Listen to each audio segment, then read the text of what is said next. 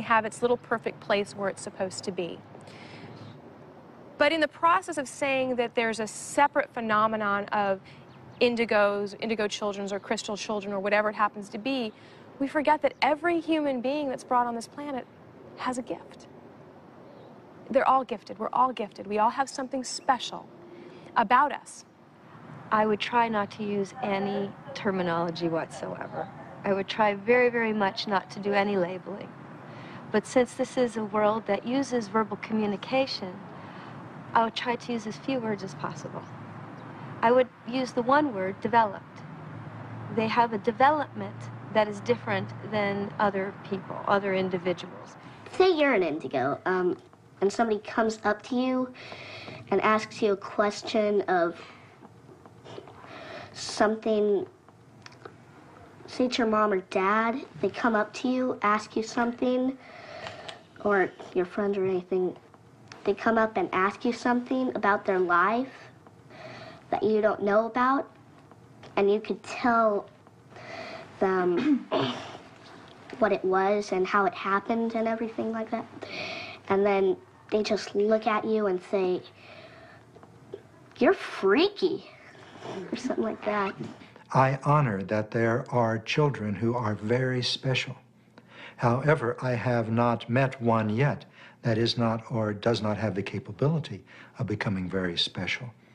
I'd like to believe that our whole society, our whole world, is evolving together. Some may be a little faster than others, but hopefully everyone is evolving together as human beings. I think the dangers of labeling indigo children as one thing or another is that we'll start believing the labels, and we will sidestep the authentic experience that's right in front of us, or we will adjust our experience of what's actually going on in order to fit it into our preconceived notion of what the label suggests it ought to be.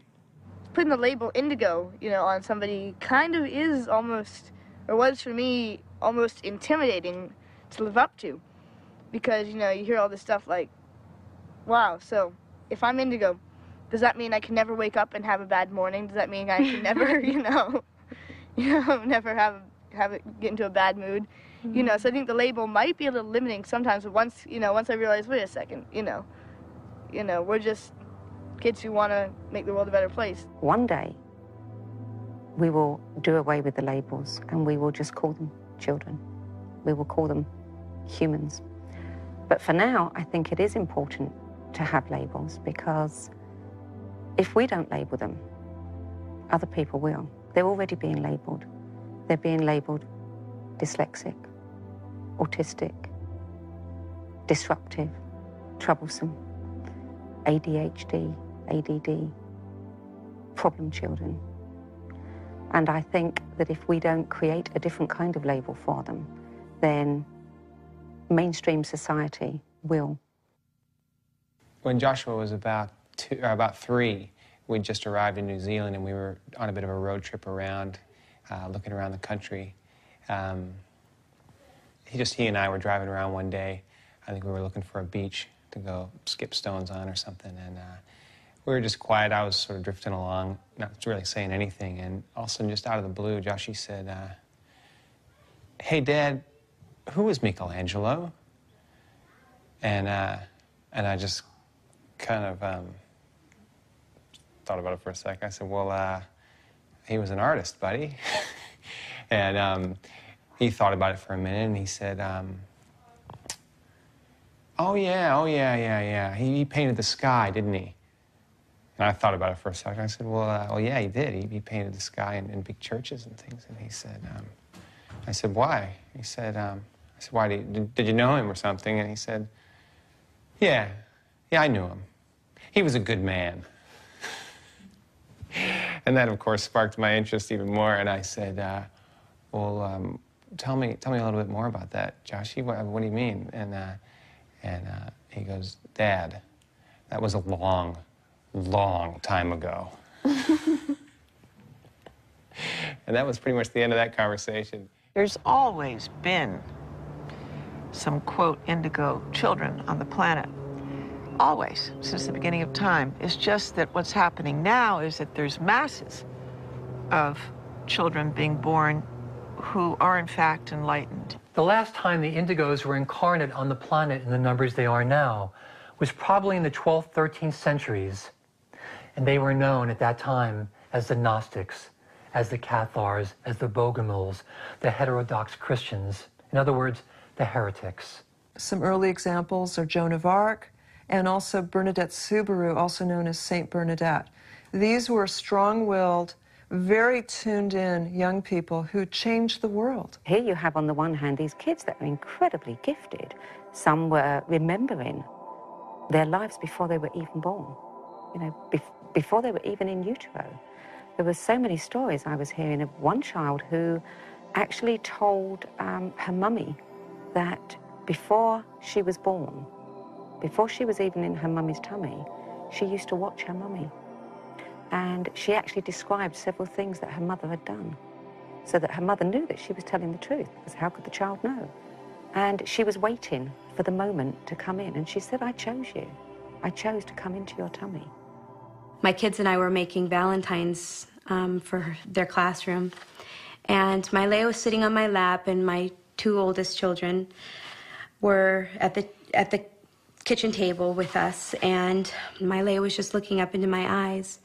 And then all of a sudden she noticed her reflection, and she says, wow, Mama, I can see myself in your eyes. And I said, yes, honey, I can see myself in your eyes. I said, isn't that beautiful? We can see ourselves in each other. And she smiled. She said, yes, just like I was Grandma Marlene. And I then said, well, tell me a little bit about that. And she said, well, my body got very sick. I was very, very sick. And she said, and the doctors tried to help me, but my body was way too sick. So she said, my body died. And she said, and then my body got colder and colder and colder. And when she said this, there was such an intensity to which she said it. And her body, my mother's body, was put on ice for 3 days. So then my Leia says, and then the two men came to the house, which two men did. And she said, and they put my body into a box, which they indeed did. And then they took my body to a place that had a big oven. And she said, and my body was burnt. And she said, and my spirit went up with the angels. She said, but I wasn't an angel. I just was with the angels watching you guys, watching all of you. She said, and then I was a baby, and now I'm my Leia. She seems to be overcome by the clarity of her experience. She then says, I'm scared. And I just know intuitively that I need to sing this song, although it's not something I commonly sing to my kids. I started singing He's Got the Whole World in His Hands. And Angelina also joined me, and within a few words of the song, my Leia then grabs my cheeks fiercely and looks me right in the eyes and says, that was the song. And when she said that, I had instant memory of the song that my mother actually wrote into her will to be sung on the boat when we were pouring her ashes into the Atlantic Ocean. She wanted all her family members, all ages, all different belief systems, to all have absolute knowing, as she did, that regardless of the outcome of her physical healing, whether she had it or not, that her soul was infinitely in God's hands, and she trusted in that impeccably. And when I sang that song to her, she smiled, because that truly gave her comfort in that moment. That was the song that was her keynote to remind her of her soul being in God's hands.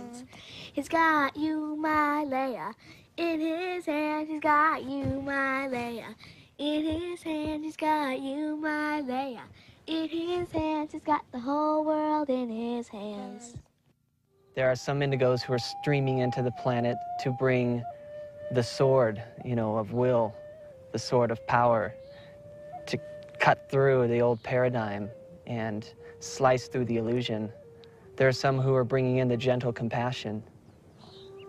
There are some who are bringing in the new language of light and sound.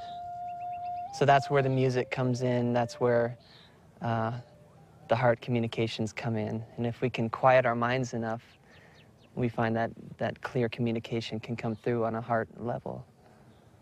So myself and many others, I feel, are here to bring the new language, and we just need the new ears to hear. I'm grateful, because to walk the path of light isn't easy, but now I see it so clearly. You came into my life, and now I know that you always been there. Now I